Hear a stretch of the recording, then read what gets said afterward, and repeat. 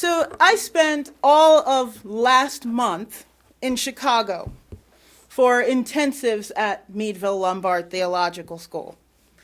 Meadville is one of our 2 UU seminaries in the country, and the program is low residency, so I get to live here in Pennsylvania and then travel to Chicago back and forth. While I was there this time, I went with 2 friends to visit Trinity United Church. It's a 2,500 member megachurch on the south side of the city that runs 4 services a week.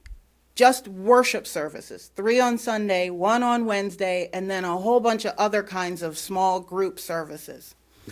So my friends and I like visiting other churches so that we can see how they operate, what their services are like, and just how things go. This next time we go, we're going to a Greek Orthodox church. But on this particular Sunday evening when we went, the minister's sermon was titled, "This Is Us." He talked about the TV show of the same name and how it so perfectly described their congregation and how they're all united by their faith in God. And if you've never seen the show, it's the story of one family kind of as they go across the decades, how the connections that they share transcend time and distance and make them who they are in the present day. So this day, Reverend Moss said that his congregation could look at their faith in God and declare proudly, "This is us. We are Christians, steadfast in our beliefs. It's gotten us through the hard times. It carries us through the good times. It's who we are. This is us." I thought, wow, that's pretty powerful. But for us 3 UUs sitting there, we're like, okay, can't quite get with that one. Maybe not. And I thought about us as Unitarian Universalists.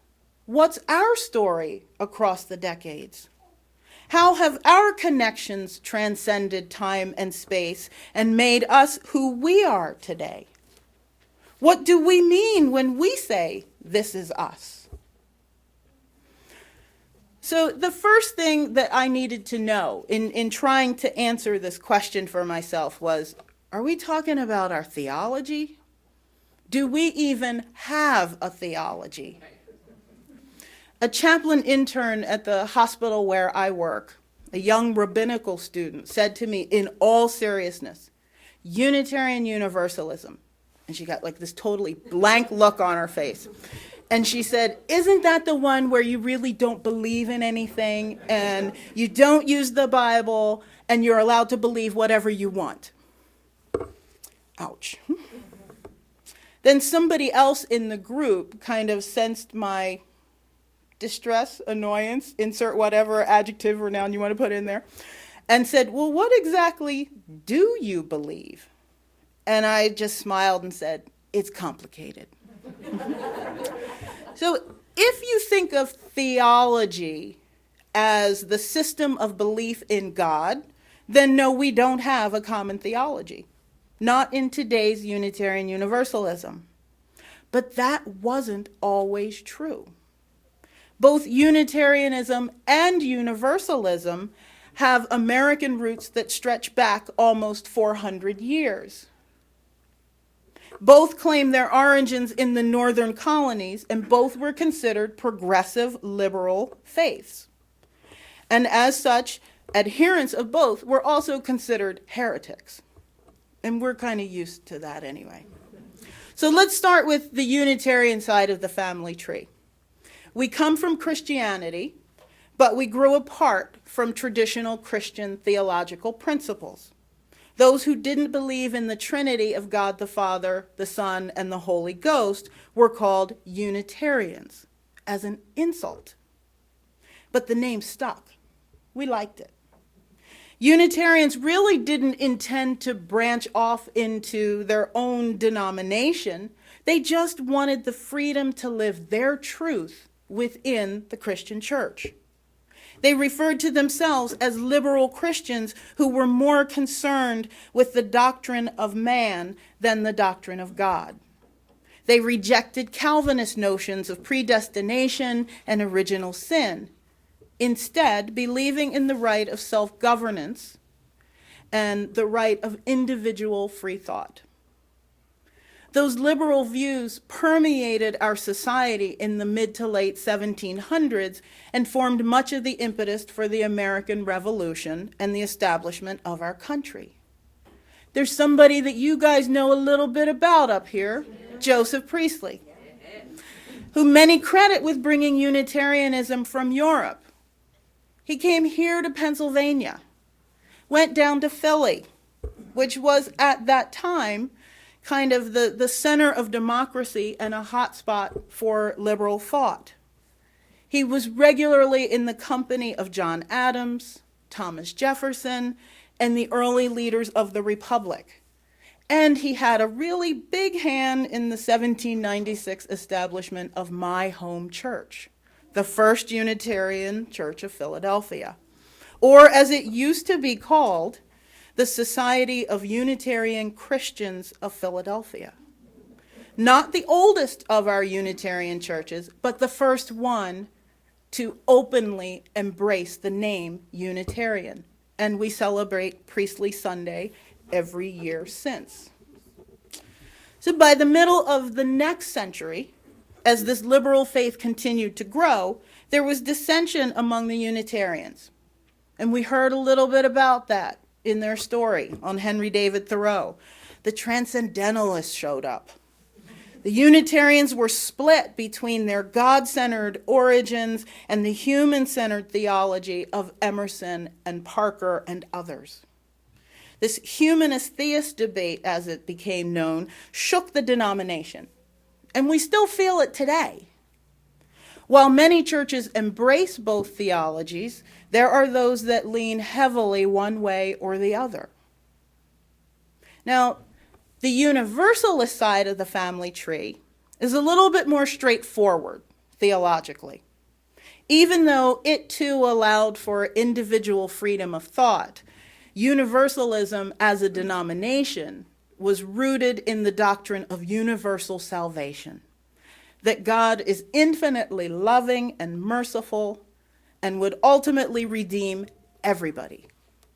Universalists denied the notion that God damned sinners to burn in hell eternally. So comparing the two faiths, Thomas Starr King is credited as saying, Universalists believe God is too good to damn men.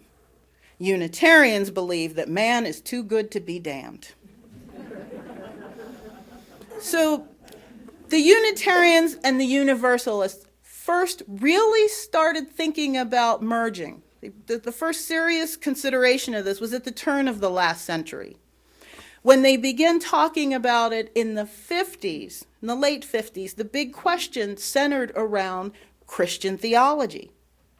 What would Unitarian Universalists be? Would we be Christians?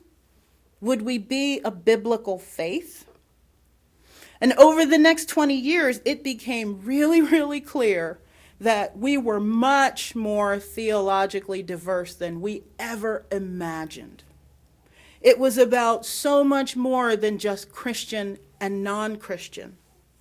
A 1963 report of the new UUA that was called The Free Church in a Changing World identified 6 major theological veins in our denomination: Christian liberalism, deism, mystical religion, religious humanism, natural theism, and existentialism. Now, look at us today. Look at where we are now.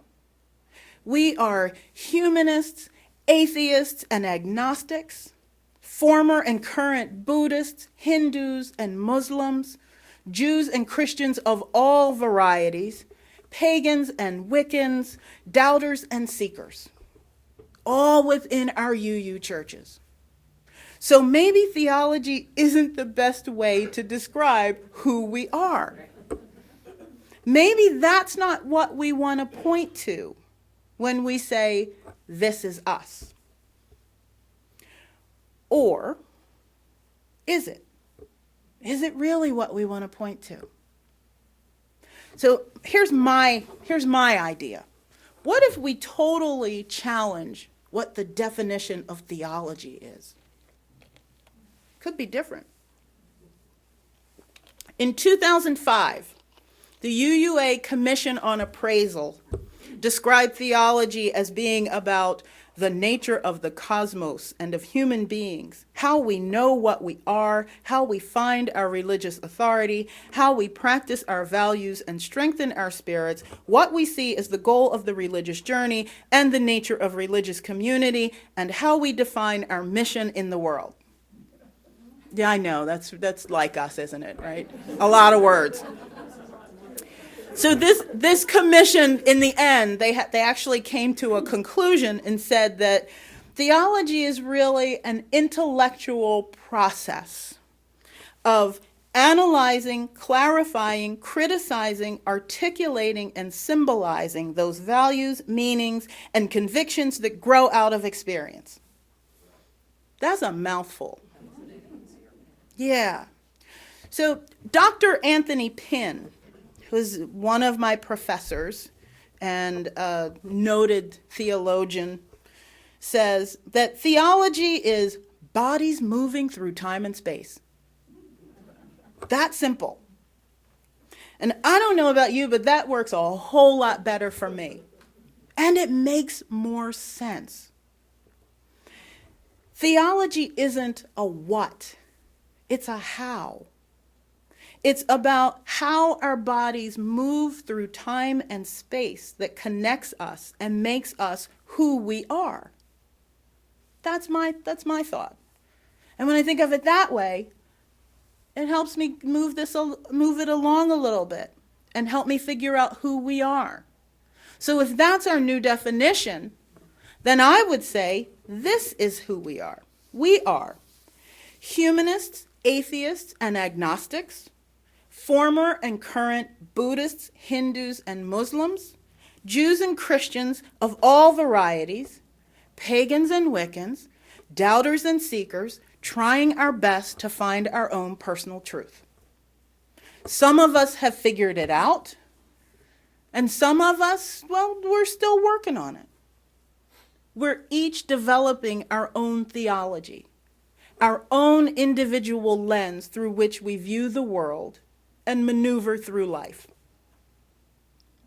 So this is us, ordinary beings, part of this huge web of interconnected existence, who wake up each morning determined to do what we can to make things better, to help one another, to help those who are lonely or sick, those who are especially young or old, or who might need a helping hand, and those who are just struggling for whatever reason.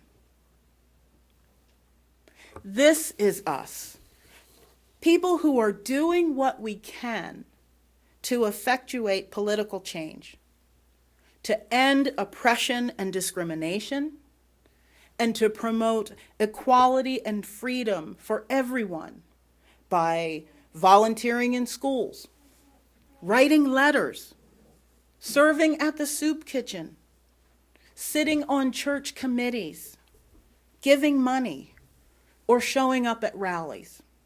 We give our time, talent, and treasure. We do what we can. And sometimes our efforts are successful. UUs have supported individuals and families in sanctuary and prevented them from being unfairly deported. We helped to get the vote out in Alabama in the Senate race just a few months ago. We celebrate those victories. They are hard fought. And sometimes we fall short. Maybe the local candidate that we were supporting loses. The candidate that we couldn't imagine winning wins. The undocumented worker that we were trying to protect is deported. The council vote doesn't go our way. We mourn those losses and vow to work harder next time. But sometimes The problems of the world seem so overwhelming that we can't imagine there's anything we can do to change them. When we hear of yet another school shooting, yet another natural disaster, yet another sexual assault, we think, what can we do? Are we powerless? We want so badly to change things. We want to end homelessness and poverty, to end sexual assault, to end racism. There's so much we want to do. And we do what we can, but it seems sometimes like we're taking one step forward and 2 steps back. It's like trying to scoop water out of a sinking ship with a teaspoon. And still, we keep trying. We keep writing those letters to our senators. We keep volunteering at the shelter. We keep smiling and saying hello to strangers as we go through our day. We may not see any results right away.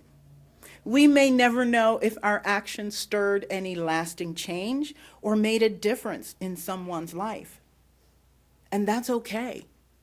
Sometimes that's not for us to know.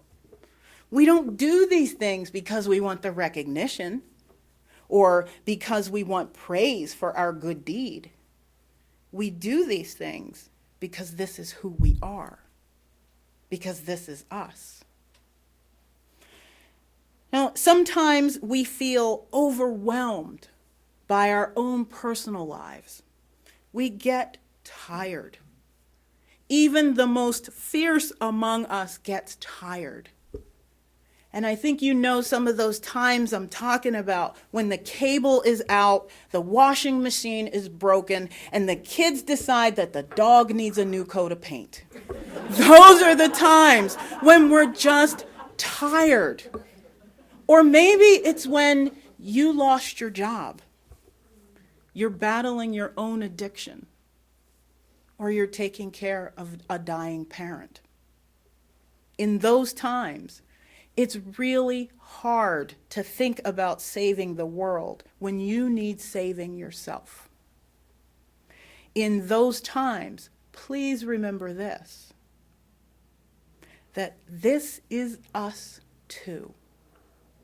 Fragile, even broken beings, struggling to keep our own heads above water. Knowing that we have to practice self-care and save ourselves. We have to put our own oxygen mask on first. So we meditate. We walk in the woods. We pray. We talk to one another. We come together on Sunday morning to worship so that we can be nourished spiritually and get the strength we need to rise and fight again. At that Sunday night sermon, Reverend Moss said that faith in God was the source of his congregant's strength. Well, we UUs don't find strength in just one place. Some of us find it in experience and reason, while others find it in biblical scripture or from the writings of other faith traditions. We range from a deep-rooted belief in God and universal salvation for all souls to a core belief that there is no God in the same UU denomination. We look for answers in nature. We look to the divine, to spirit of life, or simply to that which cannot be described. What holds us together is religion, the practice of our theology. And I use that word intentionally. The word religion comes from the Latin, religare, and it means to bind together. So in its broadest sense, religion is that thing that ties it all together. It's that core of ultimate meanings, values, and convictions out of which we live our lives. Or as Richard Gilbert says, it's more than mere beliefs, which are intellectual constructs. Religion is an existential construct that permeates the total life of the self. As UUs, we're bound together by our individual and collective belief in a force or power that calls us on and propels us forward, regardless of what you call it. God, nature, humanity, or that thing which has no name. We know that there's something that holds us together. Something that draws you into this room every Sunday morning at 10:30. We're bound together as members of our covenantal congregations. Within each congregation, we decide what type of worship suits us. Whether we want to be more humanist or more theistic, whether and how much we use God talk, the type of music we like, and how we express ourselves. We decide what type of governance suits us, how we'll encourage the spiritual development of our youth and of our adults, and how we'll engage with the outside world. We are bound by our principles. They guide us as we move through the time and space of our daily existence.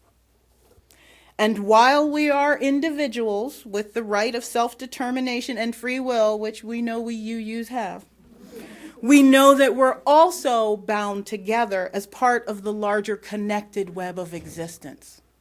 None of us is an island. I don't care how much free will and free thought you have. No one stands alone.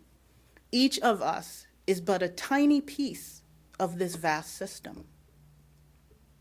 We're bound by our quest for true justice, equality, and freedom for everyone, regardless of the color of their skin, who they love, or where they were born.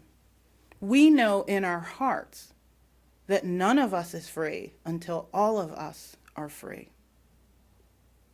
We're bound together by our commitment to the realization of beloved community, to a space where all are welcomed, all are heard, all are seen, and all are loved, no matter who they are, where they are, all over the world, because we know that diversity and connection make us stronger. We lean into the challenge of staying connected, even when it gets hard. Even when feelings are hurt or someone makes a mistake and we're tempted to quit and walk away. We do our best to stay connected, even when we get tired, even when we feel burnt out. We continue to hold one another in the warmth of community because that's how we roll. That's who we are. We're bound by a sense of hope and a firm belief that a better world is possible, and by our faith in the ideal of beloved community. We may have different beliefs regarding God and sin and human nature. We may be on different spiritual paths, but this I know for sure. We are bound together in the love-based, justice-focused, community-centered, Unitarian Universalist movement. And that's another word that I use with intention. A movement is an organized effort to promote or attain an end. A group of people working together to advance their shared political, social, or artistic ideas. That's us. We're a movement, a group of people motivated by our individual theologies who are bound together and committed to the realization of our principles. So when we see that there's work to be done, we set aside our differences and we come together in all our glorious theological diversity to get it done and to take care of one another, to fight oppression, inequality, and injustice, and to do all we can to make this world a better place. We do it because it's the right thing to do. We do it because we are Unitarian Universalists, pressing forward, bound together in love. We do it because this is us, and may it ever be so.